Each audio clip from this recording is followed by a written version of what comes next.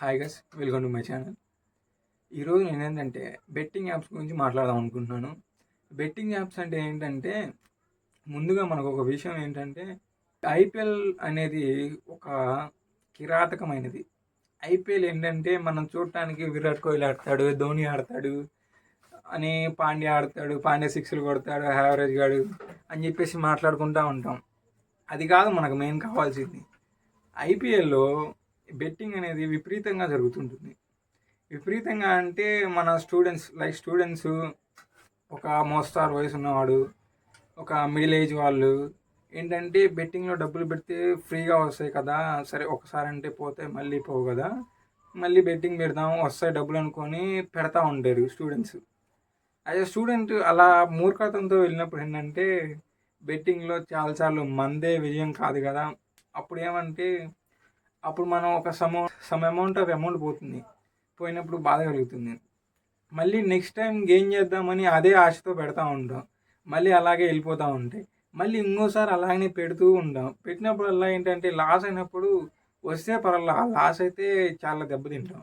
ఇప్పుడు recently already ఏం జరిగిందంటే, ఒక వ్యక్తి బెట్టింగ్లో ఐపీఎల్ పెట్టేశాడని చెప్పేసి అతను ఒక 3 వీక్స్ ముందు రైల్వే పట్టాల కింద పడి సికింద్రాబాద్ దగ్గర చనిపోయాడు.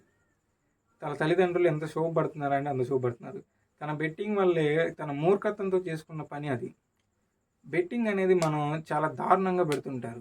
ఏంటంటే మూర్ఖత్వంతో కొంతమంది ఏమనుకుంటారంటే, ఓకే నా డబ్బు నేను పెట్టుకుంటానని నాకు కౌంటర్లు కూడా ఇవ్వచ్చు. కానీ నేనేం చెప్తున్నానంటే వాళ్ళ గురించి నేను మాట్లాడట్లేదు. మీకు తలపొగురున్నోళ్ళు పెట్టుకోవచ్చు, పెట్టుకోకపోవచ్చు, అది మీ ఇష్టం. నేనేంటంటే యావరేజ్గా మిడిల్ క్లాస్ వాళ్ళు ఏమనుకుంటారంటే, అసలు మిడిల్ క్లాస్ అనే వాళ్ళకి ఆశ ఉంటుంది కాబట్టి ఆశతో పెడతా ఉంటారు. అందువల్ల ఆ ఆశ కోసం పెట్టినప్పుడు ఏంటంటే మిడిల్ క్లాస్ వాళ్ళు దెబ్బతిన్నప్పుడు కోలుకోలేరు. అదే ఏంటంటే బలిసిన వాళ్ళు ఏమనుకుంటారంటే, నా డబ్బు నేను పెట్టుకుంటాను, నువ్వు ఎవడో చెప్పడానికి అంటారు. అప్పుడు వాళ్ళు చెప్పినప్పుడు ఏమనాలంటే, వాళ్ళ డబ్బు వాళ్ళు పోయినా ఏం కాదు, వాళ్ళు ఏదో ఒక విధంగా తెచ్చుకుంటారు. అదే మన మిడిల్ క్లాస్ వాళ్ళు తేవాలంటే కష్టం. అది తెలుసుకోవాలి ప్రతి ఒక్కరు. ఇప్పుడు కొత్తగా ఏం జరుగుతుందంటే, ఒక్కొక్కరు ఇన్స్టాలో స్టోరీలు పెడతా ఉంటారు. స్టోరీ పెట్టి నేను 10 మ్యాచ్లు కొట్టించాను, 20 మ్యాచ్లు కొట్టించాను, 7 మ్యాచ్లు కొట్టించాను, నేను చెప్పినట్టే జరుగుతుంది, నా టెలిగ్రామ్లోకి వచ్చి పార్టిసిపేట్ చేసుకోండి అని చెప్పి చెప్తా ఉంటారు. మనం అది నమ్ముతాం. ఏంటంటే వీడు చెప్తున్నారు కదా, వీడు చెప్పింది నిజమే కదా అనుకుంటూ వెళ్తాం. వాడు ప్రిడిక్షన్తో చెప్తారు, పోతే పోతుంది అని తట్టుకో మనం వెళ్ళాం అనుకోండి, మనం బొక్క బోర్లో పడిపోతాం. ఏముండదు అక్కడ, అంత డొల్లానే. ఏంటంటే మనం సొంతగా సంపాదించుకొని మన జోబులో ఉండేది వేరు, మన బెట్టింగ్ ద్వారా వచ్చిన డబ్బులు మన దగ్గర ఉండేవి వేరు. అందుకే బెట్టింగ్ తోడు ఎవరు వెళ్ళొద్దు. ఆల్రెడీ నిన్న ఒక ఇన్సిడెంట్ జరిగింది. ఒక వ్యక్తి బెట్టింగ్ పెట్టాడని చెప్పేసి, అది క్రికెట్లా కాదు, సమ్ యాప్స్లలో బెట్టింగ్ పెట్టాడని చెప్పేసి తన ఇంటి ముందే తను పెట్రోల్ పోసుకొని తగలబడి చనిపోయాడు. ఎంత దారుణం అంటే అంత దారుణం. ఒక బెట్టింగ్స్ వల్లనే ఇంతమంది చనిపోతున్నారంటే ఇది మరీ వెరీ సీరియస్ కండిషన్. ఇప్పుడు ఆల్రెడీ మన ఆంధ్రప్రదేశ్లో సీఎం ఆల్రెడీ లేఖ పంపారు. మాజీ సీఎం ఇలా ఆంధ్రప్రదేశ్లో ఇలా బెట్టింగ్ యాప్స్ జరుగుతున్నాయని చెప్పేసి లేఖ పంపారు. దాన్ని అన్వేషణ అనే అతను బాగా దాన్ని ప్రోత్సహించారు. అన్వేషణ అన్న ఏంటంటే బెట్టింగ్ యాప్స్ మీద మంచి స్కోప్ పెట్టాడు. ఫస్ట్ రాంబాయ్ అనే అతను చిన్నగా హైప్ లేపుకుంటూ వచ్చారు. ఇప్పుడు ఏంటంటే అన్వేషణ అనే అతను బాగా హైప్ లేపాడు. ఇప్పుడు అన్వేషణ వల్ల బయాసన్ని యాదవ్, చాలామంది ఇప్పుడు బెట్టర్స్ అందరూ ఏం చేస్తున్నారంటే భయపడిపోతున్నారు. ఇప్పుడు ప్రమోషన్స్ చేయట్లేదు. ఎందుకంటే ఇప్పుడు బయాసన్ని యాదవ్ని కేసులో పెట్టారా, అలాగనే హైదరాబాద్ యూట్యూబర్ని ఈ కేసులో పెట్టారా. ఇప్పుడు అలాగనే మనకు డబ్బులు అన్నీ ఇస్తుంటాడు. ఏంటంటే అతని పేరు గుర్తు రావట్లేదు. సో మనకి మళ్ళీ చెప్తాను ఈ విషయం. అందరినీ ఎక్కడో లెక్కల్ని అనిచేస్తూ ఉన్నారు అన్వేషణ అన్న.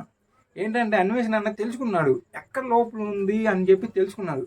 ఇది ఎక్కడ లోపం ఉందంటే, మనం ప్రీపెయిడ్ చేస్తున్నప్పుడు ఏంటంటే సమ్ అమౌంట్ ఆఫ్ యూట్యూబర్స్కి అమౌంట్ ఇచ్చి వాళ్ళ ద్వారా వీళ్ళు కొత్తగా హైర్ చేసుకున్న కంపెనీల ద్వారా వీళ్ళు కంపెనీలకి హైర్ చేసుకున్నప్పుడు ఏంటంటే వీళ్ళకి కొత్తగా పెట్టారు కాబట్టి దాని మీద అవగాహన ఉండదు.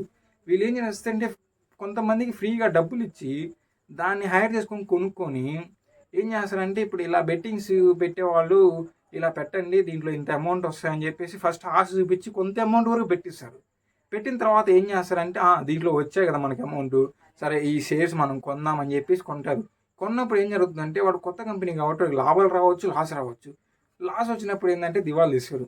అప్పుడు మనం వాడిని అడిగేది కాదు, పెట్టేది కాదు. అది ఆన్లైన్. ఇప్పుడు ఏంటంటే ఆన్లైన్ ట్రేడర్స్ ఎక్కువైపోయింది. ట్రేడింగ్ అనేది ఇలా పెరుగుకుంటూ వెళ్ళినప్పుడు ఏం కాదు. సడన్గా ఇలా దిగినప్పుడే మనకు అందరికీ ప్రాబ్లం అవుతుంది. అది కూడా గుర్తుంచుకో. ఇప్పుడు మెయిన్లీ పట్టుకుంది ఎవరంటే ఒక రామాబాయ్, ఒక అన్వేషణ అన్న. వీళ్ళిద్దరు మెయిన్లీ ఒక బెట్టింగ్ ప్రమోషన్స్ యాపింగ్ చేసే వాళ్ళందరినీ పట్టుకొని ఒకటే బాధుడు. మనం అనుకుంటాం అన్వేషణ అన్న అనుకుంటాం, ఏంటన్నా వాళ్ళతో నీకేం పని అన్న అనుకుంటాం. కానీ మన ఫ్యూచర్ని కాపాడటానికి వాళ్ళు వేసిన ఒక స్టెప్, ఆ స్టెప్ ఇప్పుడు ఏంటంటే ఒక రెవల్యూషన్ అయింది. ఆ రెవల్యూషన్ ద్వారా యూట్యూబర్స్ మొత్తం డౌన్వర్డ్స్లోకి వచ్చేసారు.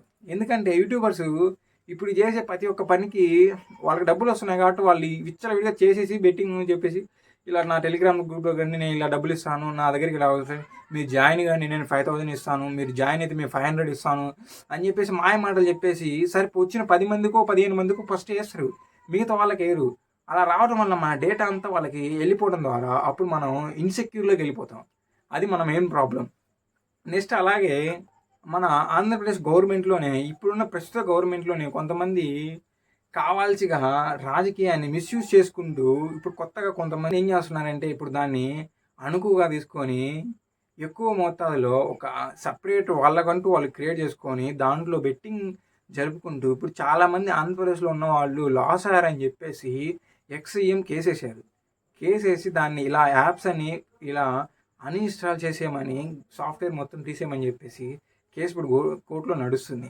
ఆల్రెడీ ఏంటంటే అన్వేషణ అన్న ఇది బయటికి తెచ్చాడు కాబట్టి, ఇది అవగాహన అందరికి కలిగింది కాబట్టి ఈ ఎక్స్ఈఎం ఏం చేయలేడు కాబట్టి ఆయన కోర్టులో కేసేశారు. మరి అది కోర్టు తీర్పు ఎలా ఇస్తుంది ఏమో తెలియదు. కానీ మనం అన్వేషణకి, రామాబాయికి, మన ఎక్స్ఈఎం ఆంధ్రప్రదేశ్ సీఎంకి ఒకసారి ధన్యవాదాలు తెలుపుకుంటూ నేను మీ నుంచి తెలుసుకొని నాకు తెలిసిన కొంత అందరం మాట్లాడుకుందాం.